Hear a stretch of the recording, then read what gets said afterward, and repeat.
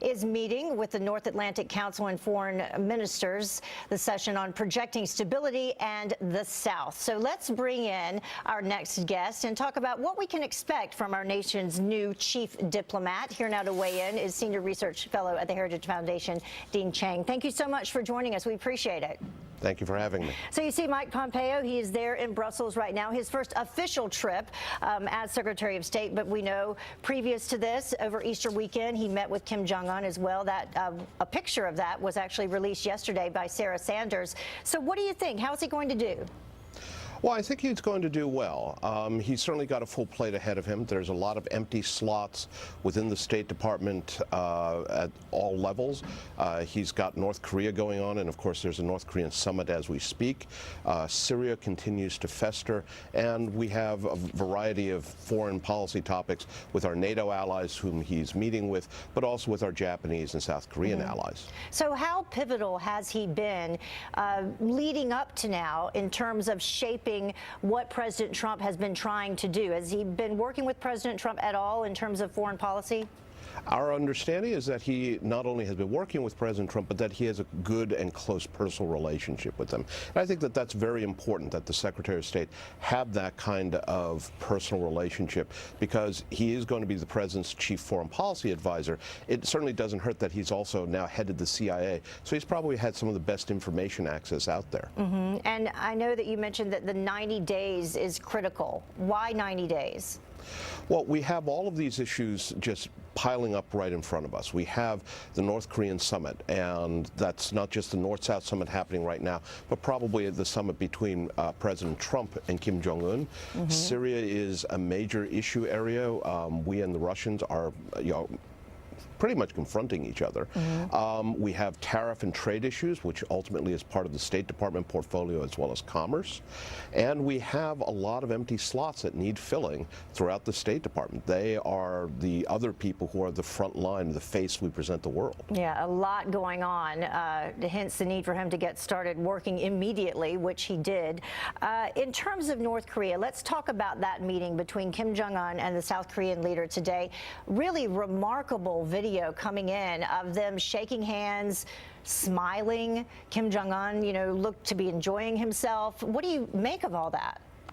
Well, a couple of things. The first is that both sides clearly are incentivized to put the best possible face forward, the best possible spin on all of this. This is a historic occasion, of course. It's the first time Kim Jong-un has been willing to literally cross into South Korea. The first time any North Korean leader has, probably since the Korean War. But this is also setting the stage for the eventual summit between President Trump and Kim Jong-un.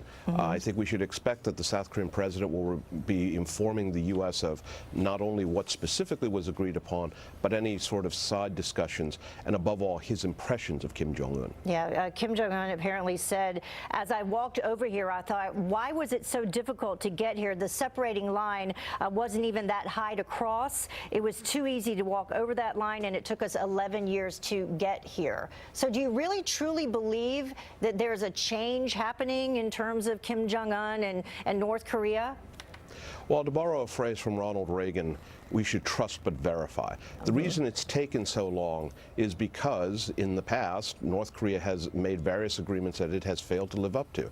And let's remember that the reason that there's a building at Panmunjom at all is because we have an armistice, not a peace treaty, because of a war that North Korea started. North Korea has attacked South Korean ships, tried to assassinate South Korean leaders. He might want to look in the mirror to know why it's taken so long. Yeah, and in the guest book, Kim Jong-un wrote, a new history begins now in an age of peace at the starting point of history. How much do you credit President Trump with what is happening? Well, I think that the policy of enhanced pressure, where we have finally imposed sanctions not just on North Korea's broad trade, but especially on their financial elements, which has really taken off under this administration. I think it's been a key part of all this. But I do think that it's also been important to always hold out the possibility of a summit war of meetings. And, President Trump did offer to have a cheeseburger with Kim Jong-un. Yeah, it is a remarkable time to be watching history unfold on so many counts. Dean Cheng, thank you so much for joining us. We'll have you back. We appreciate it. Thank you for having me. Well, the parents of Otto Warmbier, in the meantime, though, the American college student who died shortly after being released by North Korea, is now suing the rogue regime. Cindy and Fred Warmbier claiming that North Korea tortured their son after arresting him for trying to steal a propaganda poster. When he arrived back in the U.S. over a year later, he had severe brain damage. North Korea is not a victim. They're terrorists. They destroyed him. They purposely and intentionally injured Otto. Yeah, a lot of people pushing. I mean, human rights violations need to be a part of these discussions going on. North Korea has denied torturing Otto. Well, after an intense legal battle, the parents of a terminally ill toddler in the UK just want to bring him home. Now, Alfie Evans